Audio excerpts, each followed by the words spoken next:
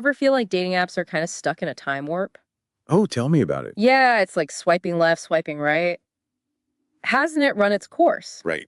That's why we're diving into something that's making a serious comeback, and that is speed dating. And it's about time. So we've got some really fascinating stats on this. Yeah. We're actually seeing a 60% surge in speed dating this year. 60%. It's Oh, crazy. right. So it's not just like, some retro fad. No, it's so much more than that. What's driving this like huge resurgence? Well, I think it really speaks to a very fundamental human need. Even with all the technology we have, nothing truly replicates that face-to-face spark. See, I completely agree with you on that. You can tweak those algorithms all you want, but there's something about that first impression, that gut feeling. You can't get that through a screen. Absolutely.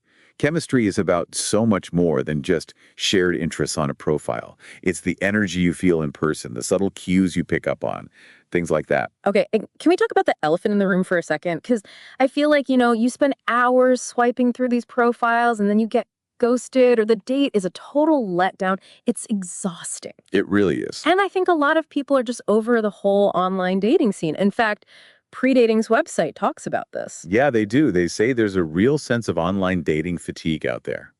Okay, so what's contributing to this fatigue? Well, people are just tired of the games, the catfishing, even the chance of encountering those AI-generated profiles. Oh, don't even get me started on those. It's creepy. I know, right? Yeah.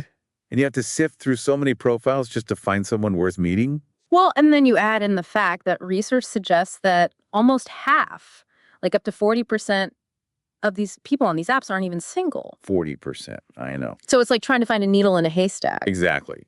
It really highlights the limitations of relying solely on technology for something as nuanced as human connection. Okay, so that brings us back to speed dating. Exactly. What's its appeal? It offers that refreshingly direct approach. It's like no more hiding behind those screens. Yeah, it cuts to the chase. It does. You're face to face with like a bunch of potential matches all in one night. Right. Okay, but I have to ask, what's the success rate like for these speed dating events? Well, Predating's website claims that on average, people are matching with 2 or 3 people they'd like to see again. 2 or 3? That's a lot better than I would have imagined. Talk about efficiency. But okay, let's get real for a second. Who actually goes to these events? Because I feel like there's like a bit of a stigma, right, surrounding speed dating. Yeah, I get it, but I think it's a misconception. Okay. Predating is actually very clear about the type of people who attend their events. Mm. We're talking about busy professionals, people who are, successful in their careers, but just haven't found that special someone yet. So people like me, who are like, they value their time and they're serious about finding a meaningful connection. Yeah, they sound like they know what they're doing. Yeah, exactly. And they're not, looking for casual flings. Right. These are people who are ready, like you said, for a committed relationship, but just don't have the time or the patience for endless swiping. Yeah. Okay, so say I'm intrigued, like paint me a picture. What can I actually expect at one of these pre-dating events? So first of all, you'll be in a comfortable setting, Okay. social setting with a small group of people, Okay. usually around 8 to 12 attendees of the opposite gender. Okay, so not like a huge, overwhelming crowd, Exactly. which I imagine helps with the whole, first date jitters. Right. And they're very strict about their age ranges. Okay, So you'll be with people who are in a similar stage of life. got it. And they also offer this guarantee. Okay, Like you're guaranteed to meet at least 5 people, okay. or you get a free event. Oh, that's a pretty sweet deal. Right. Okay, so let's talk logistics for a second. Okay. You've got like these mini dates, right? Right. 6 minutes to make a connection. I don't know. It seems like it would be so easy to just like freeze up or overthink things. Yeah. Any advice on how to actually make the most of that time? Well, that's where these tips come in handy. Okay. Like on their website, they have tips. Oh, cool. And they suggest keeping the conversation light and engaging, Okay. focusing on things you're passionate about, like your hobbies, Right. travel experiences, maybe a funny story about your pet, Sure. something like that. They even give you some thought-provoking icebreaker. Ooh, I love a good icebreaker. Right. What's an example? Okay, so one of them is if you could have dinner with any historical figure, who would it be? Ooh, that's a good one. Right. It definitely sparks a more interesting conversation than what do you do? No, like, nobody wants to talk about work. no, it's like the worst small talk ever. Exactly. So it's Yeah. about, finding common threads and really showing genuine interest. Right. And on that note, they also advise against certain topics as well. Like what? Definitely avoid talking about exes. Oh, God, yes.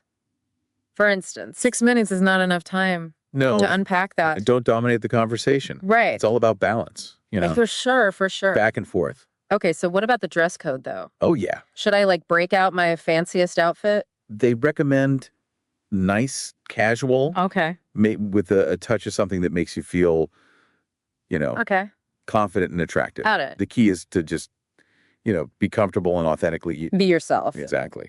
Okay, so the event's over. Okay. I've met a bunch of interesting people. Right. Now, What happens? yeah, like, is it like a scene from a rom-com where everyone's awkwardly waiting to see if they've matched? Not quite. Okay. It's actually very discreet. So you'll get a match sheet at the event, Okay. and you can mark down who you'd be open to connecting with again. Got it. So no pressure to make any, like, snap decisions Exactly. or on-the-spot declarations of love. No. You mark down Okay. who you liked, hand it in, they do the rest. They handle it. They notify you within 48 hours if there's a mutual match. Okay. And if not, you still get an email letting you know. Oh, that's nice. So you're not like, Left hanging. did they or didn't they? Totally. Yeah, so it's all about, creating that positive and respectful experience for everyone. I like it. Okay, so let's address the elephant in the room. Is speed dating some kind of magic solution to finding the one? Well, I mean, it's not a magic bullet, of course, Okay. but it can significantly increase your chances, Sure. especially compared to online dating. That makes sense because you're cutting through the noise. Right, You're yeah. actually meeting these people face to face. Exactly. It's about creating those opportunities for genuine connection Mhm. that are sometimes hard to come by in our digital age. Okay, so it's less about finding a soulmate in 6 minutes Yeah, and more about just like expanding your social circle and seeing what happens. precisely. And while predating has a lot to offer, there are a few things to keep in mind before you, dive headfirst into the world of speed dating. Oh, okay. Like what? Well, first and foremost, they are very clear that their events are for people who are legally single. We're talking no separations, no open relationships. Got it. You have to be fully available to participate. Oh, good to know. Set the right expectations from the start. Exactly anything else. Just a heads up, they occasionally have photography or filming at their events. Oh, okay. And while they do make an effort to avoid capturing anyone who prefers not to be on camera, Yeah. it's just something to be aware of. Good to know. So you're guaranteed to meet people in your age range, Right. have at least 5 mini dates. Yep. They handle all the matching logistics. Exactly. It sounds like they've taken a lot of the guesswork out of dating.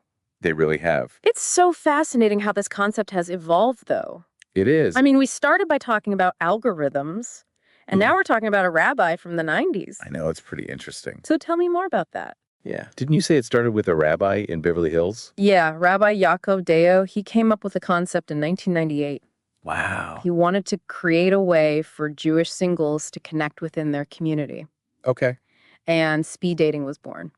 That's incredible. And to think it's still going strong all these years later I know. with companies like predating carrying the torch. Right. I'm so curious. Yeah. What was the vibe like at that first ever speed dating event? Well, Did they have awkward icebreakers back then too? according to the research, they used a noisemaker called a gragger to signal when it was time to switch partners. A gragger. A gragger? That's amazing. I know. That's so cool. It's like this fun, quirky blend of tradition and modern matchmaking. Yeah, I wonder if they still use graggers at speed dating events today. that I don't know. We need to find out. But in all seriousness, it makes you realize that even with all the advancements in technology, some things just never go out of style. That's true. Like the desire for human connection right? and the hope of finding someone special. Exactly. And what I find so interesting is how this concept, which started within, a specific community, has now resonated with a much wider audience. Yeah, it makes you wonder if maybe in a world where we're constantly bombarded with choices and information, this curated in-person approach is exactly what people are craving. Yeah, it really does speak to that, universal desire for connection. Absolutely. So speaking of connection, Yeah. there was one detail from Predating's website that really stood out to me. Okay, tell me more. They mentioned that people can't promote their own businesses or services at the events, Oh, yeah. which I right. thought was interesting. Makes sense, though. Because it kind of creates this unique space where everyone's on equal footing, Right. no matter their profession or their background or, It's not about what you do. Exactly. About who you are. Yeah, you're encountering people authentically Right. without any like pretense or ulterior motives. Exactly. And it speaks volumes, I think, about the kind of environment that predating is trying to create. Yeah. One that's truly focused on genuine connection. Yeah, it's refreshing, isn't it? It In a is. world that often feels very transactional. It is. It's about creating a space where people can really let their guard down, Yeah, be themselves, and, see where the connections might lead. exactly. And who knows that unexpected encounter could blossom into a new friendship, Yeah. maybe a professional collaboration, even a romantic relationship. The possibilities are truly endless. They are. And I think that's a really beautiful note to end on, actually. I agree. So it seems like speed dating isn't just about finding the one, Right. it's about embracing the unknown, Exactly. stepping outside your comfort zone and being open to all the possibilities. And maybe even having a few laughs along the way. Exactly. So if you're feeling like the whole online dating scene is stuck in a rut, Yeah. maybe it's time to ditch the apps and give speed dating a try. I think so. You never know what you might find. You really don't.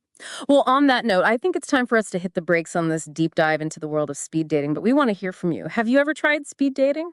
Yeah, tell us about it. What are your thoughts on this whole in-person dating resurgence? Share your experiences with us on social media, and maybe your story will be featured in a future episode. Until next time, happy dating.